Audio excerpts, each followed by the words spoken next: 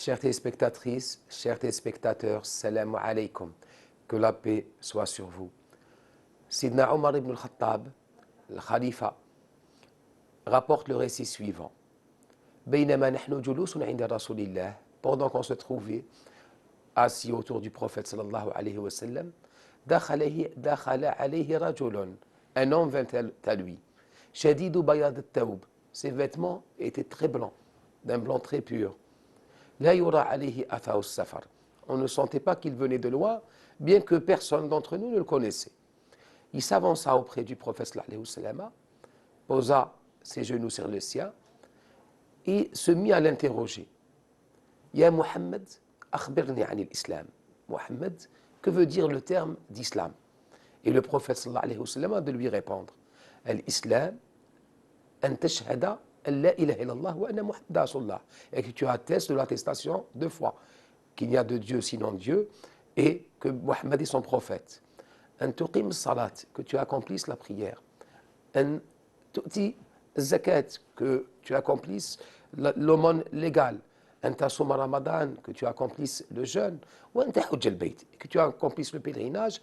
In istata'ta ilayhi sabila, si tu as les moyens de le faire. Et l'homme répondit au prophète, Sadaqta, tu as dit vrai. Et il reprit, Akhbirni anil iman, que veut dire la foi, l'iman? Et le prophète sallallahu alayhi wa sallam lui répond, Al-iman, an tu'mina billah, que tu aies foi en Dieu, wa malaikatihi, ses anges, kutubihi, ses livres révélés, rusulihi, ses prophètes, al-yawm al-akhir, le jour dernier, wa qada'ihi wa qadarihi, khayrihi wa sharrihi, il a prédestiné du bien et du mal. Sadaqta, tu as dit vrai, lui redit l'homme. Il lui pose une troisième question, akhbirni anil ihsan, que veut dire que l'excellence? Et le prophète sallallahu alayhi wa sallam lui répond, l'excellence, l'ihsan, an ta'bud Allah ka'annaka tarah, que tu adores Dieu comme si tu le voyais. Fa in lam takun tarah, fa innahu yarak. Si toi tu ne le vois pas, ou si tu n'as pas la possibilité de le voir, sache que lui te voit. Sadaqta, tu as dit vrai. Le prophète lui dit, l'homme, ou celui qui avait l'apparence d'un homme, dit au prophète sallallahu alayhi wa sallam. Lorsque la dernière question lui fait poser, l'heure est pour quand? Le jour dernier. Et le prophète répondit que celui à qui la question est posée n'est pas plus au courant de la date où ça aura lieu, que celui qui l'a posée.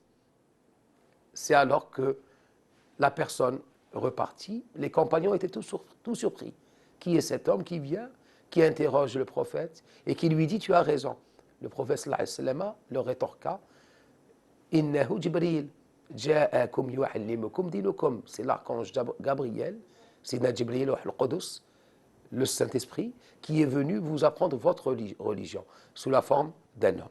Dans ce hadith, le prophète sallallahu alayhi wa sallam a marqué les trois sphères de la religion.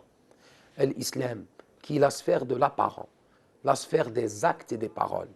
La deuxième sphère, c'est la sphère du iman, c'est-à-dire de la foi, de ce qui se trouve dans le cœur.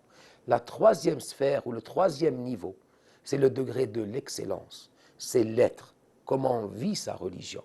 On n'est plus au niveau des actes, des paroles ou même de la foi. On est au niveau du ressenti, de ce qu'on voit, de ce que l'on ressent lorsqu'on accomplit l'acte de piété. C'est le ihsan. Et dans cette station du ihsan, le prophète décrit deux états d'être.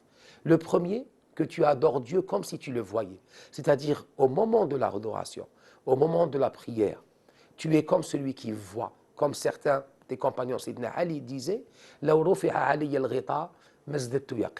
si le voile se levait à moi, je n'aurais pas plus de certitude. Tellement leur cœur s'était purifié, ils étaient dans un état de ressenti où ils vivaient la présence de Dieu. La deuxième station, si tu n'as pas atteint ce degré spirituel de pureté de cœur qui te permet de ressentir la présence de Dieu et d'y être immergé, sache au moins, garde toujours à l'esprit que lui te voit. Innani ma'akuma asma'u wa ara. Je suis avec vous, j'entends et je vois. C'est cet état le premier est celui de la contemplation, de la mushahada. Le deuxième, qui est un degré moindre, et celui de la muraqaba, c'est-à-dire du ressenti du regard de Dieu.